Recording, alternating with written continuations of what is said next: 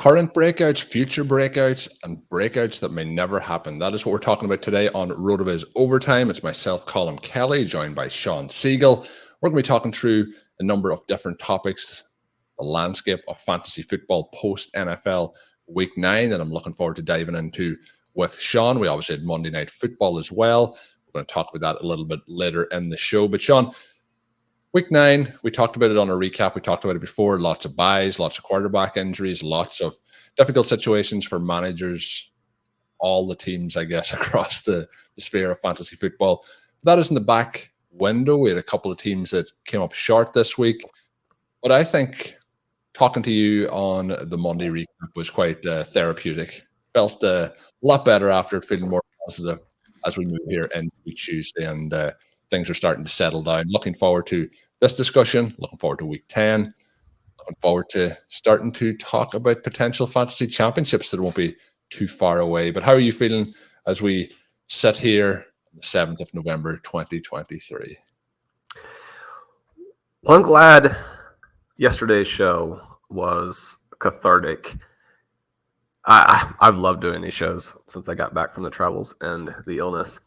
I don't know that I'm sitting here Tuesday morning feeling all that excited.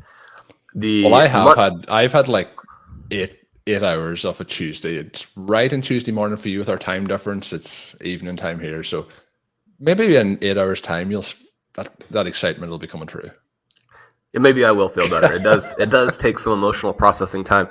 Week 9, we knew from the beginning, based on the teams that we were targeting, that this was going to be, not just a week, but really the week that was the killer if we had one. And then you're hoping that some of the other guys who are playing will play well. Mostly they did not do that. And then you get this Monday night game where going into it, there were a lot of different leagues where if Breece Hall has a big game, if Garrett Wilson has a big game, if Quentin Johnston, and again, obviously you've got your expectations in check there, but he's got opportunity, right? They don't have other receivers who are really available outside of Keenan Allen. If those players do well, and then if Austin Ekeler does poorly, that it's really going to save what should have been, and in many ways is and was, a terrible week. Obviously, that didn't save it because Colm, I watched this game and I was mind-boggled. And we joke from time to time about karma. We joke from time to time about fantasy football karma. You know that, and listeners will know that I'm not a huge Aaron Rodgers fan. And that's really? That's kind of the case for a lot of people, I think, in 2023. Again, as I've mentioned it, he's sort of embraced the role of villain. I'll hold my hands up. I might be the one fan. I am one of the fans still. Signed helmet. That's good. In the background. That's good. Yeah, I like villains, though, Shawn. It's part of my thing. I'm not sure I buy that. I am glad that you're sticking with your guy. One of the worst traits that people can have is a lack of loyalty to, friends, teams. Again, there are limits. People who are no longer Shawn, what I'm waiting for. I understand that, but if you're a Green Bay Packers fan, you should be an Aaron Rodgers fan. Yeah, Aaron Rodgers, Shawn, is coming back to bring this team to the playoffs. I did hear that he's had a magical Achilles tendon procedure. Magical, I think that's the medical term for it. It is definitely the operative term. So, but you're watching this game last night, and you're thinking to yourself when you see Nathaniel Hackett on the sideline, you're like, this team hired the man who was the architect of Russell Wilson's 2022 season, and they traded for all of Aaron Rodgers' washed-up teammates, and those guys are all on the field in addition to having Zach Wilson. It's like, how many things can you stack up? And you feel for the defense, you feel to an extent for the head coach, you wonder how much of all of this was him and how much of it was the front office. Because if they had gone almost any other direction, the strength of this defense would have put the New York Jets in position to, be an AFC powerhouse regardless of what happened. If you had made a move for a different QB who doesn't bring Aaron Rodgers arrogance, and then you made a move for a different backup. And people can say, well, I mean, there aren't 32 good starting quarterbacks. There aren't a lot of great backups. And yet we've witnessed things like what the Minnesota Vikings have done, where they've been creative. They've gone out and they've gotten guys. You can do it if you want. The Jets haven't wanted. And then you get a game like last night. We're calling their defense completely and totally shut down Justin Herbert. Their defense in this game, like people might see, the final score 27-6 and be like, oh, easy day for the Chargers. The Jets defense here was fantastic throughout. Like the Chargers gained 191 yards and gained 3.4 yards per play. It was one of the most magnificent performances you will ever see, and yet the game was completely and totally lopsided because the level of incompetence on the other side was so epic. Yeah. I mean, you wouldn't think that you can get like this wound up and feel like you need to open the thesaurus, try and find other superlatives, try and figure out how to truly describe a Jets team. Because at this point in the season, the expectation is that you are a little bit immune, right? I mean, you've gone through this, you know what's coming. And even knowing what's coming, I mean, this was I was blown away by just how bad this game was. I don't know if I've ever seen. I mean, you think back to like those Baltimore Ravens defenses where you have guys like John Kitna, like leading them to Super Bowl titles. You're talking about quarterback play that was really poor and yet winning championships. I'm sure that there are some examples, maybe listeners will leave some in the comments. Maybe we'll find some for shows later in the week. But I don't know that I've ever witnessed. I mean, you think back to all those Chiefs teams under Marty Schottenheimer that had very poor quarterback play, didn't have the weapons around the quarterbacks that the Jets have with Breece Hall and Garrett Wilson. And again, I mean, those teams bombed out. They failed in the playoffs, but they were like a number 1 seed, number 2 seed. I mean, we're talking about a team that has one of the greatest defenses. And statistically, they're not necessarily quite to that extent yet, but in part because the offense keeps putting them in these circumstances. I don't know if I've ever seen a team that's this good on defense, this bad on offense, and this bad on offense when they have a couple of young stars that are really potentially transcendent players in their own right. And one of the things that was just so endlessly frustrating in this game as well is that on the handful of like decent plays they would make, I mean, you would get the ball to Breece Hall on a screen play. He rumbles for 30 yards. He's making guys miss, twirling, beating linebackers, showing that speed of the edge. And then, you've got some random flag. It's like at the very least, just run your screen passes without committing penalties. It's pretty tragic at this point because I just don't feel like I've seen anything like it. And then you combine that with the fact that gives points to the Chargers defense, which you and I were playing against. And then, I mean, Austin Ekeler gets completely and totally shut down by the Jets. And again, I mean, there are going to be lots of listeners out there, going to be lots of fantasy managers who were like, yeah, that's not what we were rooting for. We needed Austin Ekeler to score last night. We're not upset about that part of it. But if you needed him to be stopped for the Jets offense to be consistently creating opportunities for him to get goal line touches when otherwise the defense has him totally corralled. And this was a weird game from Ekeler, who dropped a bunch of passes and looked very out of sorts himself. You get those touchdowns because of what the Jets offense has done. As I was watching this, and I think I have Jets defense in a couple places. I don't know if we're necessarily playing them because a lot of those teams also have the Browns defense. And this is kind of one of those sort of weird situations where, yeah, the roster spots are very much at a premium. And yet if you can put 2 elite defenses, on your roster there and then kind of not exactly stream them, but obviously match up, play them against the weaker opponents, it's still going to be very random on defense, but it does give you the upside to score. One of the things that actually pulled a lot of my teams at least close this week, one of the reasons that our Chasing Stolen Bananas team column won 91-86 and remains in first place as a result. So I think you're going to tell Browns us that defense. Thank you, Arizona Cardinals offense, maybe. The Browns defense putting up quarterback points is going to help some of those teams, I guess, pull through. But yeah, so I think did they put up 26 maybe this week? So quarter of your points in that victory coming away. Sure, more than.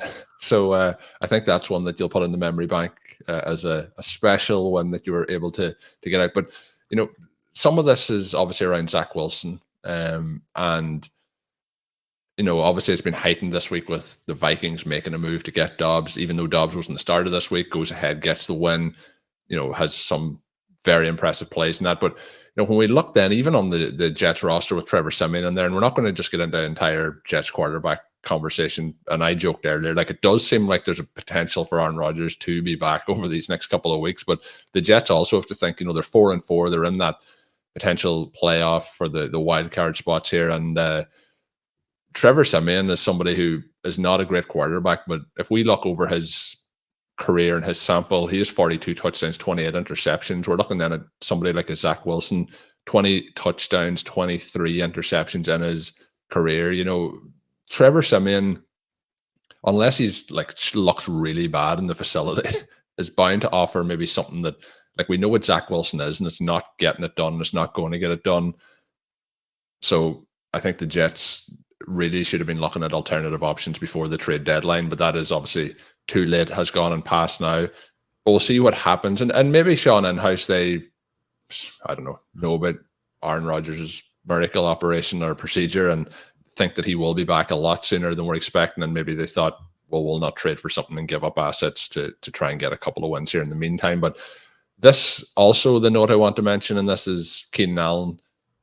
It goes over 10,000 career yards in this. Allen has been just an amazing wide receiver. His 9 targets in this, 8 receptions, 77 yards. Quite fitting the catch that got him over the 10,000 yards, a spectacular catch over near the sideline. But obviously somebody who's been a fantastic player to watch, but also a fantastic asset to the fantasy football community in general. So it was fun to see him pass that landmark. But Shawn, I think we've kind of had a vent there. We've spent around 10 minutes talking about Monday Night Football, which I had planned to be one of our latter topics in the show, but it felt like we needed to push it forward there a shot. Needed to get that out. But how are you feeling now about Monday Night Football? Was that cathartic? Are we ready to put that one in the past? Yeah, I think I do feel better now. But again, injuries happen and you have to work your way through them. I just think that when you watch some of the plays that Breece Hall made in this game, and when you think about the fact that he is involved as a receiver and what that means for fantasy, you watch some of the plays that Garrett Wilson made in this game. Now, he does fumble, and certainly when your team struggles as much on offense as the Jets do, that can really be a dagger.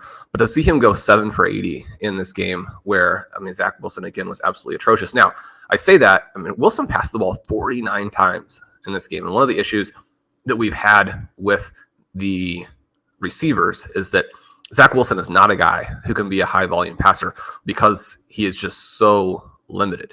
So to see a game here where he attempts 49 passes, where he's sacked an additional 8 times, they did have to attack through the air. They got some plays to him as a result of what the game script was. Now, some of their edge in total yardage comes on this final play where the starters are out, where they go 14 plays, 73 yards, do give the ball up on downs. But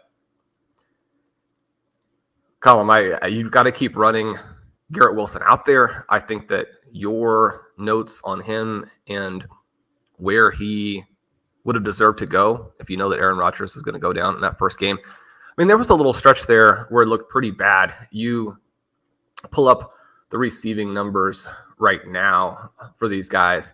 And I think that with the disappointments that we've gotten from players like Jalen Waddle and T. Higgins, Calvin Ridley not really scoring, Terry McLaurin not really scoring, DK Metcalf, one of the players that we talked a little bit about yesterday, even Brandon Ayuk, per game basis, a lot of these guys, Drake London, not really scoring. So there weren't necessarily a ton of other great options. And you see Garrett Wilson up there, just really surprising that he's been able to do a lot of the things that he has been able to do.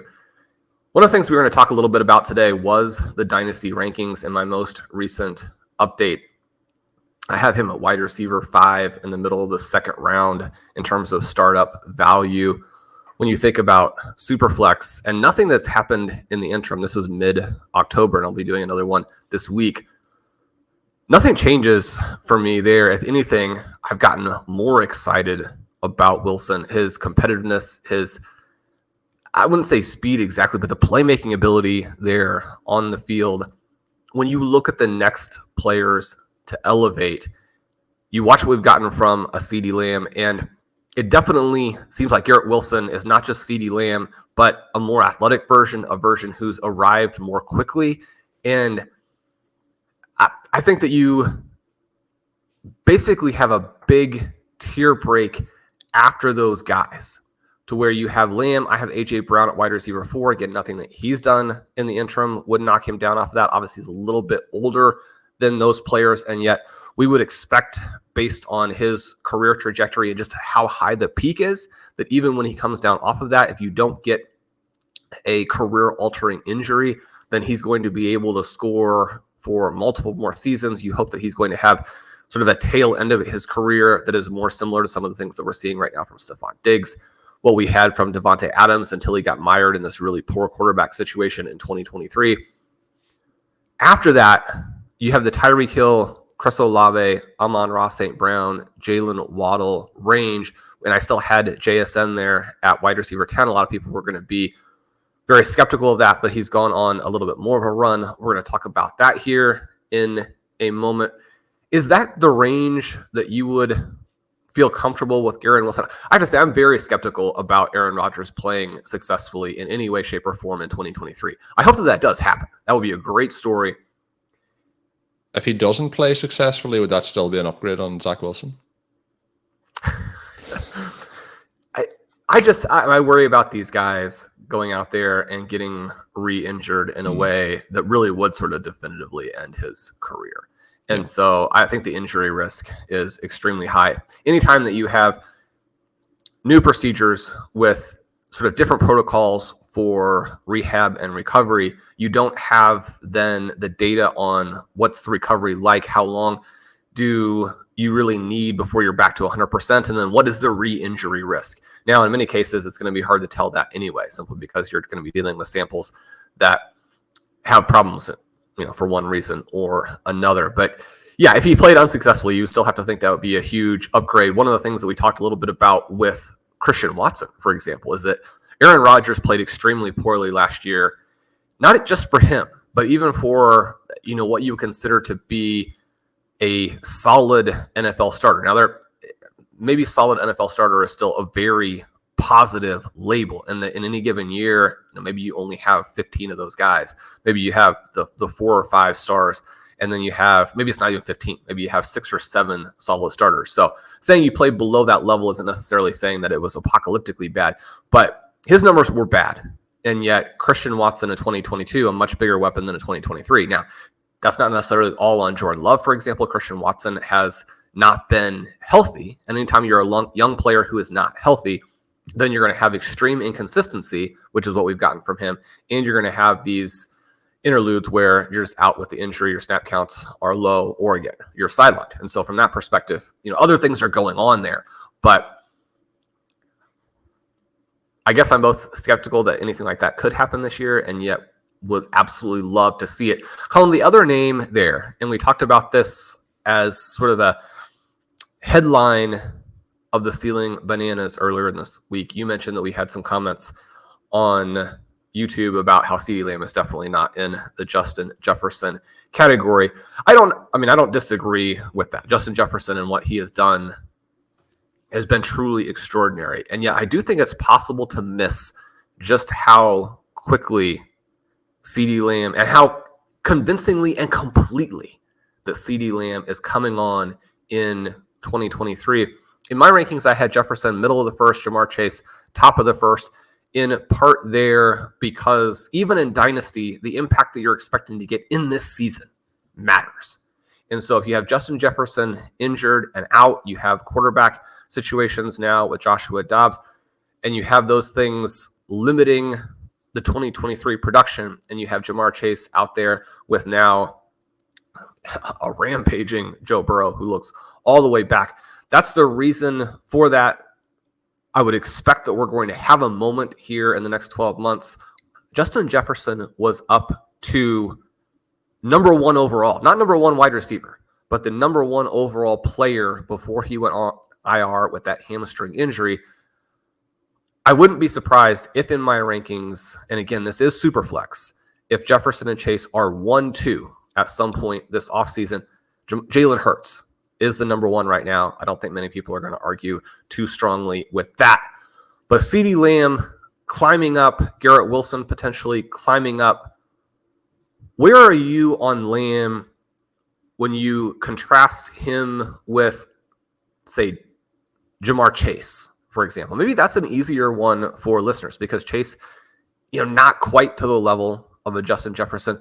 Where is he compared to an A.J. Brown? And how do you like Lamb right now compared to Christian McCaffrey? It's interesting because McCaffrey was the 110 in these current rankings. And since that point, he's been very, very good. We had the article the previous week, obviously on the bye this week, but talking about how his fantasy points over expectation as both a rusher and a receiver are up in such a rarefied air that it basically has never happened, but also talking about how it's also not impossible that he sustains some of that when you think about what Priest Holmes and Marshall Faulk have done in the past. So Christian McCaffrey, this huge difference maker, probably the most valuable player in fantasy again here in 2023, and yet he's an older running back. And so if you got a trade offer right now where someone is willing to give you CeeDee Lamb for Christian McCaffrey, is that an auto select, an auto accept? It would be. But I don't think that a lot of people would go the other side. But the thing with McCaffrey is, he has done this for so long and it feels like he'll do this forever. And he's now in an offense that's going to give him all the opportunities to produce and to get all the work that he can. But at the same time, historically, you're looking at names. And I think McCaffrey obviously fits with those names of former Hall of Fame players. And that's the one thing that he may continue to do this over the next 3-4 years. But I would rather take the younger player and the wide receiver in that situation. So for me, it would be. But I think there would be still people listening in that may go in the opposite direction. And I think the consensus would probably also be in the opposite direction. The thing with CeeDee Lamb, Shawn, I'm going to put this to you, and I'd be interested as well what listeners would think. With CeeDee Lamb, he obviously comes in high, prospect. Him and Jerry Jeudy kind of paired together as to what people's expectations were coming in that season. Starts off pretty good, but we do see him then, and you've highlighted this in the article, from week 9 of 2021 through week 8 of 2022, 17 game sample size, and that he failed to hit 100 receiving yards a single time. Now he has a 97 yard, a 94 yard, and 89 yard in there, but nothing that's dominating. So he's averaging 61.7 receiving yards a game in those games. But what we have seen over the time since that, so week 9, that was post the bye of that season, through week 8 of the 2023 season, so not even including this monster week currently, he's averaging 89.8. So obviously that's going to jump up, but that's 16 games. And in that, there's 150 yards, there's 126, 120, 143, 117, 158. And then, of course, we push on to this week. So that's 9 times he's been over 100 yards. That's going to jump up, obviously, to 10 times when we factor in this current week. He's averaging more than 20 PPR points per game. But what I have seen is the team has started to use him as the wide receiver one, the alpha of the team, and they're giving him those targets. Even at the start of the season, I remember we had conversations, Shawn, and I was saying that there should be no game that CeeDee Lamb leaves that he doesn't have 10 targets. But we're starting to see that now where he is getting all the targets. The other thing, when you were not on the show, was talking with Blair, if you get him in the slot, it seems like that's just an automatic, 10 to 15 yard completion. And the player that I would put it towards, and people might say we're comparing it to the likes of a Justin Jefferson, but there's times with his play that he's reminding me of watching Devontae Adams when it was him and Aaron Rodgers with the Packers, in terms of there's certain routes that he is just unguardable. And I have been wanting to see this for a long time. And I think with, you're saying where you would rank him, wide receiver 3 in your dynasty rankings, and would you swap him for, say, Christian McCaffrey? I think there's people probably over the start of his career and how his career had moved to that point in time that maybe are still thinking, oh, well, he's kind of just having a good stretch here. He's just having some good games. But we're into a fact now that it's over a season of completely, very high elite end production. And I think sometimes people's perceptions of the past will kind of color their perceptions of how a player is, or their perception of that player in the present. And maybe people took a stand at a point and they don't want to move off that stand. But the one thing that I want to mention is, when we're looking at some of these wide receivers and players who have been in the league for a certain period of time, and you might think that they are older than they are. I find this creeps up with certain players who come into the league young, but CeeDee Lamb is 2 months younger than Justin Jefferson. So when we're starting to compare, talents, there's people going to say, I think one thing that people would say is like, oh, Lamb's older. Well, Lamb is not. He is older technically, but he's 2 months older. So when we're looking at the dynasty aspect, he is just entering his prime. And over that last 12-month period that we're seeing here, he has elevated to a different level. And people may not agree that he's the wide receiver 1 or the wide receiver 2, but I think that there's no doubt that he is in that top tier of wide receivers. So if you have him beyond Jefferson and Chase, I still think you're likely to have them in the same tier. And I think that's the case that he has put forward this season. And I think he's in that next, or above that next tier of, AJ Brown, Garrett Wilson, Tyreek Hill, that kind of the group with Amon-Ra St. Brown. The other part that you mentioned is with Garrett Wilson, what I agree with where he's ranked. I think talent-wise, you absolutely have to. I think with Garrett Wilson and CeeDee Lamb, the difference in them and the difference in, say, AJ Brown and CeeDee Lamb, and we're not Dak Prescott's biggest supporters here, but it's a long, long, long way from Zach Wilson. And the problem with the Jets, maybe if Aaron Rodgers doesn't recover fully from this injury, or if he come back and re-injured it, or if maybe he retires, or if the play is just not there, then you're in that kind of quarterback situation where you don't know what is with Garrett Wilson moving forward here, whereas those other guys are able to produce. I think Garrett Wilson with, let's say, a Dak Prescott, or certainly Jalen Hurts, is right up there for the wide receiver 1 as well. Those are great points. The situation here where even though you get the coordinator change, that you still have someone competent in charge, even with the questions that people have about Mike McCarthy. And I just, again, this run that CeeDee Lamb has been on over the past full year's worth of games. So starting from the middle of last season to where we are right now in the middle of this season, the ability to consistently generate huge yardage performances is up there with the very elite guys. You look at the peripherals and everything there is so positive. Now, the interesting thing is that CeeDee Lamb's targets per route have actually dropped from that first half of the 2022 season into this stretch from the middle of 2022 into where we are now in 2023. And yet the yards per target numbers have skyrocketed. And people will tend to look at the targets per route as being the more stable element there. But it's the yards per route that give you the chance to be the superstar, right?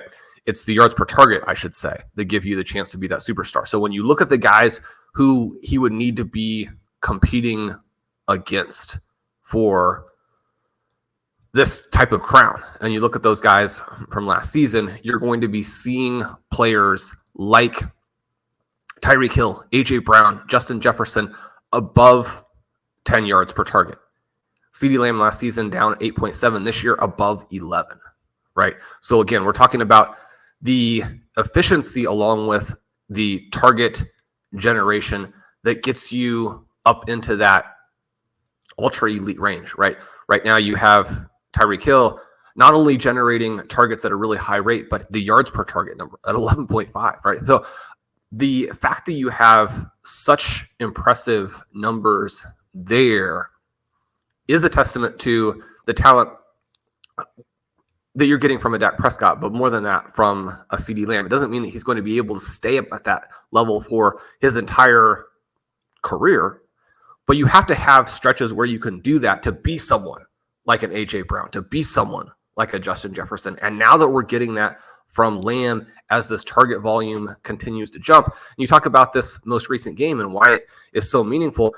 One of the things that Ben pointed out on Stealing Bananas is that the Cowboys have been in a lot of blowouts. And when you're way up or way down, then it is going to limit to an extent the need to really ride someone like a CeeDee Lamb.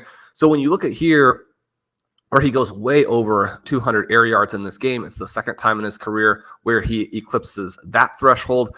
In many ways, we do feel like we're at the beginning with Lamb because he's still so young and because you can now move into this period. One of the things that people can forget, you mentioned Davante Adams.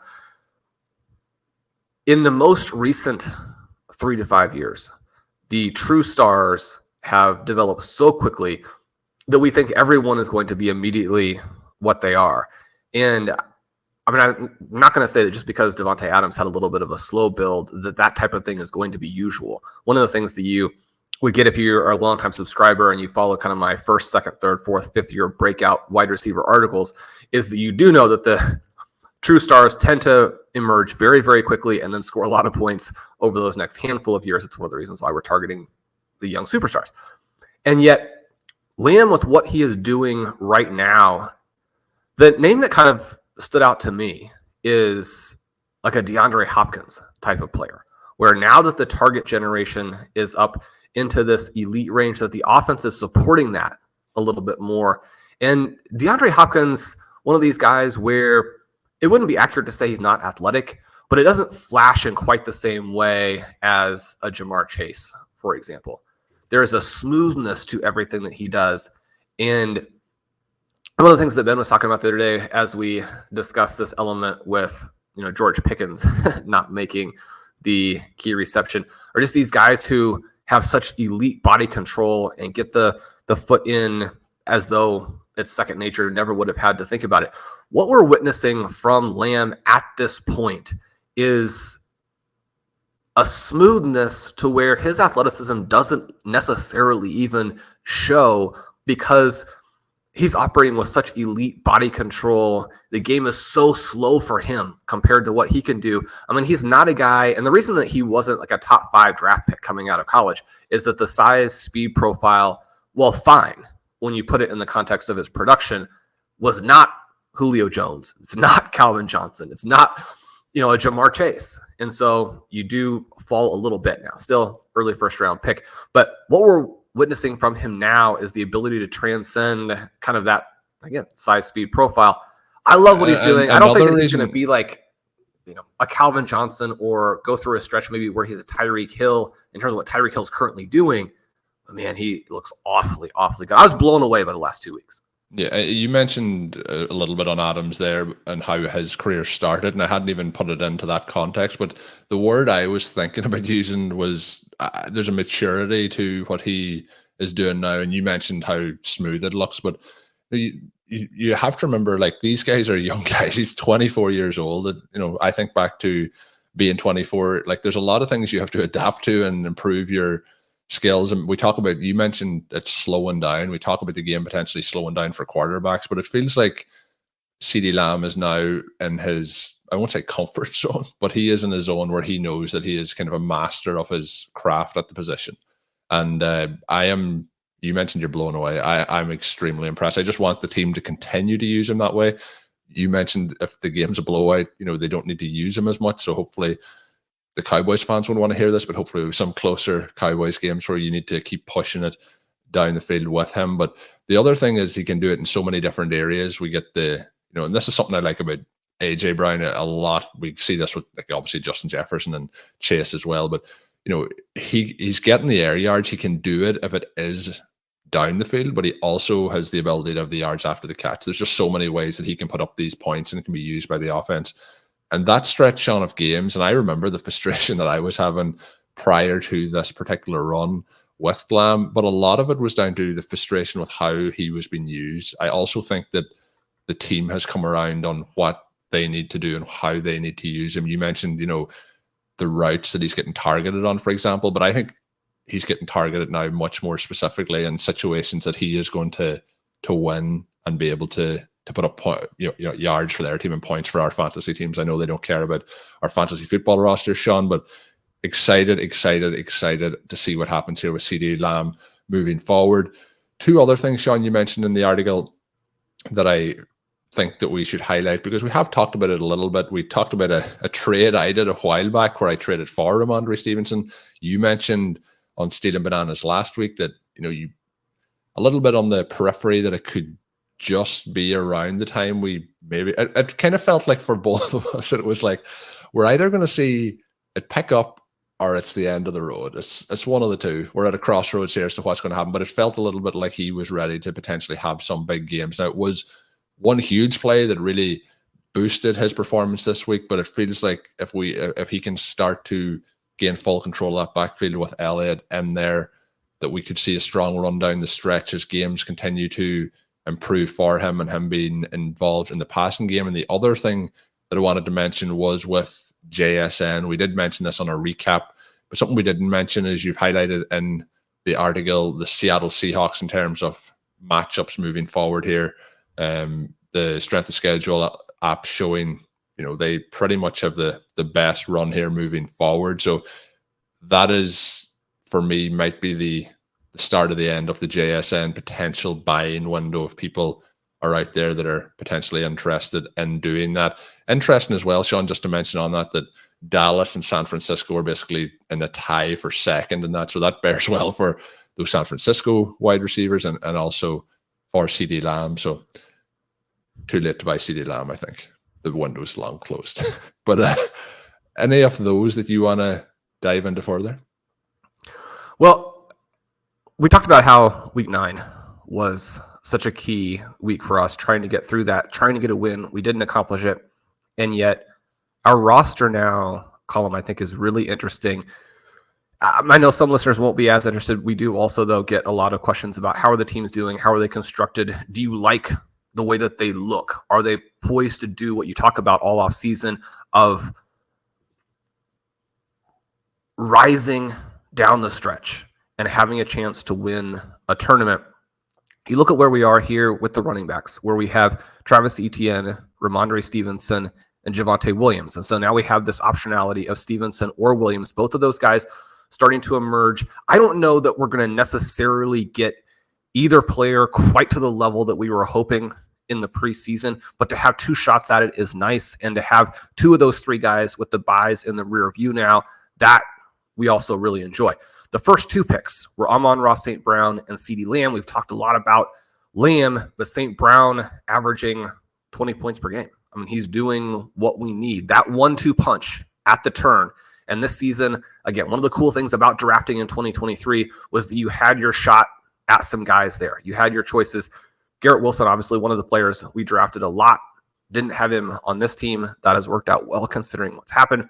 So you have those 2 guys. I think with that 1-2 punch, we've got a great opportunity now to compete with basically anybody because we have the running backs with it as well. The flex positions and the 3-4 at receiver, Brandon Ayuk, one of the top guys in football currently in terms of all of the receiving peripherals, averaging 15.5 fantasy points per game. We'd like to see him get hot. We'd like to see the 49ers get hot. You mentioned that they have the second best remaining schedule. That part is fantastic. To look at our roster and know that there are some guys who should have some good matchups in the future. Doesn't mean that suddenly they're going to be boosted by multiple points per game. You do think back to, for example, this last week with the Seahawks, and the wrong defensive matchups can definitely hurt you at this point. And so I do love to see those matchups favoring us. Zay Flowers, the 4. We talked yesterday about some of the concerns we have there. But behind him, we have Rashee Rice, who was very disappointed in this last week in terms of the usage after the early touchdown, but still seems like the guy. Baffling usage. I know you mentioned on the show on Monday, that we had talked off air, but we start off the game. There's a touchdown that gets overturned, but the next, his first target of the game is a touchdown.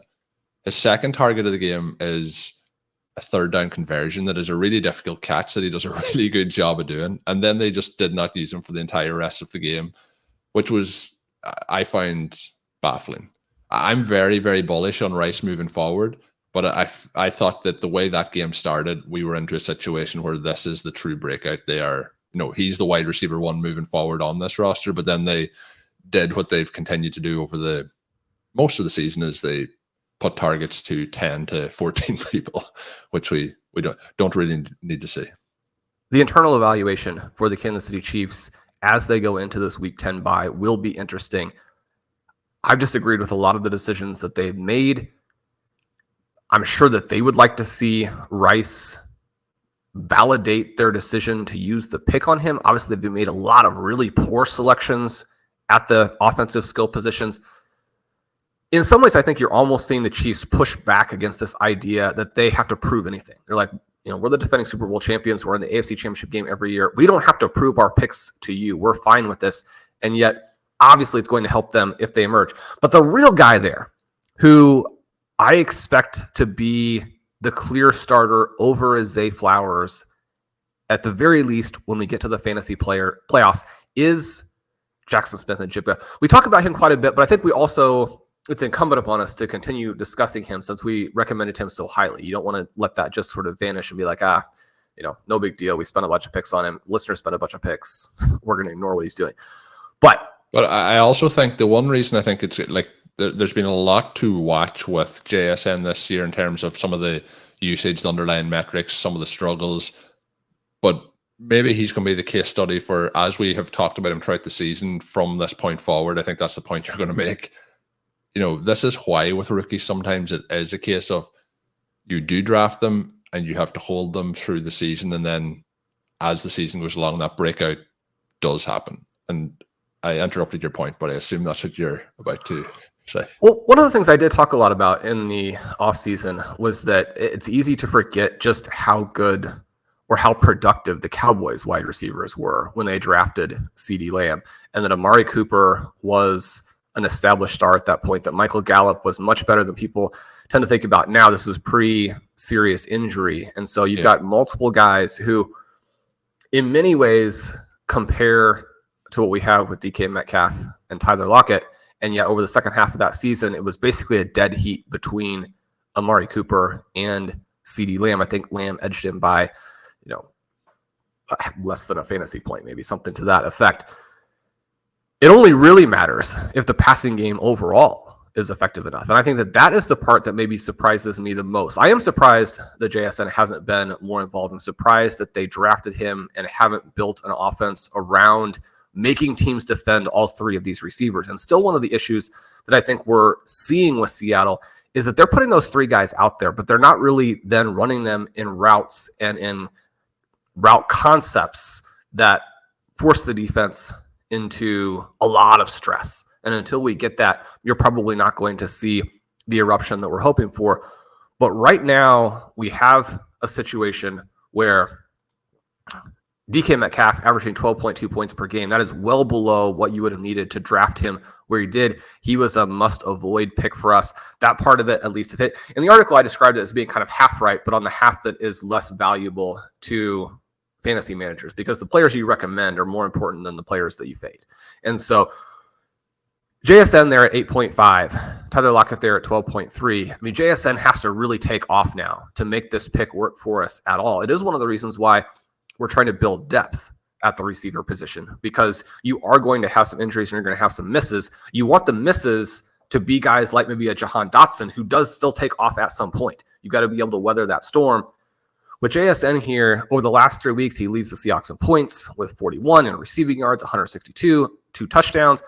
And that's despite an 8 out of 6.4, which is too low for what he can do. I mean, you think back to the brilliance in college. Yeah, he's playing off of Garrett Wilson. He's playing off of Chris Olave, but he's blowing those guys away in terms of yards per route. And then when they sit out the bowl game, because very justifiably they're pointing themselves to getting ready for the NFL, he goes off and has one of the greatest college football games of all time. You're stressing the defense all over the field with that player. You're not running him 6 yards down the field, or in many cases just getting these wide receiver screens, and that's it. He's got to be a little bit deeper. Now, as this game developed, it was encouraging to see some of the plays that they used him on, and he has that bad drop early, but it seemed to be more of like a concentration drop, where some of the plays he's failed to make prior to this point in the season, it seemed like the game was going a little fast for him. He seemed uncomfortable and not the type of guy, like a Puka Nacua, for example, who was just already there, say a Zay Flowers, for example, somebody who is dominating the NFL and feels very much comfortable in his own skin and dynamic in his own skin. We did not get that from him. And that was the thing I think that was the most disappointing, because to me at least, with the analysis, with the evidence, there was that possibility. And you read the clippings from him in the preseason. One of the reasons why we want to make sure that we consider that, but don't overly weight it. We got those things for Zay Flowers as well. And he goes out and actually does it. And so that's great to see from him. It's great to have both of these guys on this team again, so you have some optionality. If Flowers goes away, which he's in the process of doing, we can flip somebody else into the lineup there. That's why you build it the way that we did. But even in a bad game here, and with that bad first drop, I really thought that we saw the light bulb switch. Everything went on, right? And he looked like he was ready to really go. And if that's the case, then I think we're going to get this step from Geno. There's no way you can have those three receivers and have them be fantasy viable if Geno does not play better. And so you mentioned the fact that they have the number one wide receiver schedule the rest of the way. The flip side of that is they've had the 8th hardest to this point. So it hasn't been very favorable here. If you have the best schedule going forward, but you've also had like a top 5 schedule at this point, you're like, I mean, how much difference is that going to make? It's going to be the contrast that matters here. And I mean, Colm, I'm an enthusiast to go along with all of the evidence-based stuff. I think that he's going to take off. And so we really want to see that. But if he doesn't, other options. Sam Laporta is the tight end. He's been a revelation. Trey McBride is the backup tight end. Once we get Kyler Murray, he could be somebody who is just a very clear-cut flex play. They don't necessarily have tons of other options. He's an athletic mismatch. They seem to have realized that now. I would love if we're going down the stretch, if we're in the race for the $1 million and we're playing both Laporta and McBride. So this team looks good. We have Jared Goff as the QB. I mean, if the Lions are going to run the ball every time inside the 10-yard line, that's not the best. Backup QB Matthew Stafford is hurt, but that's why we added Will Levis. We're going to watch what he does. He did not come through for us and win the game in week 9, but like we said, there are some flashes there. So that's the overall mix for this team. We've got work to do. We fell out of number 1 in total points this week, but we still are in a playoff position. With 3 strong weeks, we could easily finish with the best record and the most points.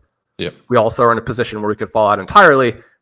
I think that's what you kind of want. I mean, you'd love to be gapped by 150 points and be running away with it. Feel like this is the team that's going to definitively make the playoffs and then have a chance to push for the million. But Colm, when you have 3 regular season weeks left and you're right there in the thick of things, I mean, that's what makes fantasy football fun. When we fire up the games on Sunday, there's going to be a lot on the line.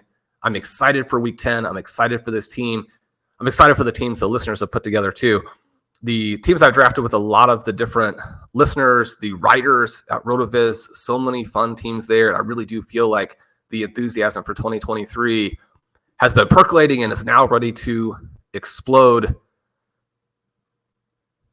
I'm fired up. We talked at the beginning, how long is it going to take to get over Monday Night Football? It turns out just a 45-minute episode of OT. Yeah, we just need to, anytime we have something getting on us, which is usually bad fantasy football or NFL play, we just need to talk for about 45 minutes and get it done.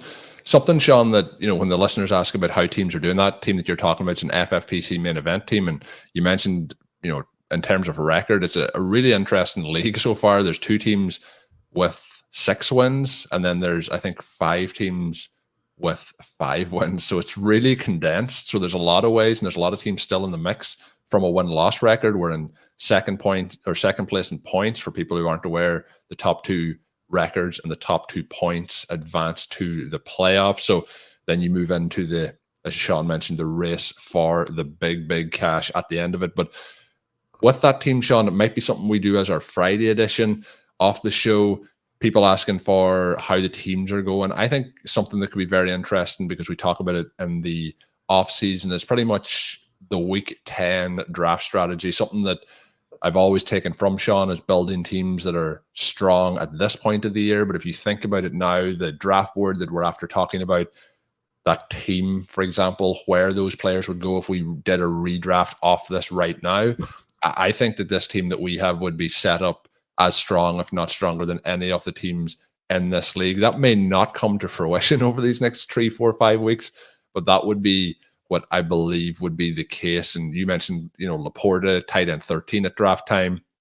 McBride was tight end 26. Obviously, if you get Kyler Murray back this week, people are going to want to have him in some of those weekly contests and so on. Jared Goff, quarterback 15, Sam Howell, quarterback 18 on this roster. Even the likes of a JSN was wide receiver 38 at draft time, because there's obviously the injury coming into the season that I think people have long forgot about. So there's a lot of things mixed in there. But if you're looking at rookies, Shawn, with a team that is JSN, Flowers, Laporta, Rashee Rice, Marvin Mims, who hasn't had the action that we would have hoped. We have 2 second-year players in there, Sam Howell, Trey McBride. You're looking for these players to ascend as the season goes along, and this should be where they are now at their strongest. You have Javonte Williams in there working his way back from injury, should be now coming up health-wise. So lots of positives built into this team. So we might do that kind of I'm thinking of calling it the Week 10 draft strategy, but maybe later on this week, because I think that gives an idea of why we're building teams with the youth and with the rookies, and how that ascends and improves as the season goes along, and you build out that roster with the depth and the youth for, I guess, the other part Shawn and Ben show, drafting for round 1 and round 2 of the following season, when you're drafting for that current season, giving you these players who, even right now where they're going, I would project ahead to next season, and I think they'll be going up there in those top 4 or 5 rounds, if not higher, as the season progresses here. So fun show, Shawn. Enjoyed that. Glad it made you forget about Monday Night Football and what happened there. But we'll have something else to rant about on our next episode, I am sure. But that is going to do it for this edition of RotoViz OT. If you haven't signed up and you're interested in signing up before the end of the season, we're getting into the time to make sure you get into those fantasy playoffs and then to win those fantasy playoffs. And we mentioned today, for example, the strength of schedule. There's lots of tools up on the website to help you make those decisions. There's lots of articles like Shawn's work, Blair's work, Dave's work, so much going on all the time. You can check out over there. You can use the promo code RVRadio2023 at checkout. That gets yourself 10% off. Shawn, we're almost getting to that time where we talk about perfect gift to get yourself this Christmas, this holiday season. So that just came into my head as I was doing the read, but we will be getting close to that time and no time at all. But that also coincides with the fantasy playoffs. So that is going to do it for this episode. My name is Colm Kelly. You can follow me on Twitter at Overtime Ireland. My co-host is Shawn Siegele. Until we are back, have a good one.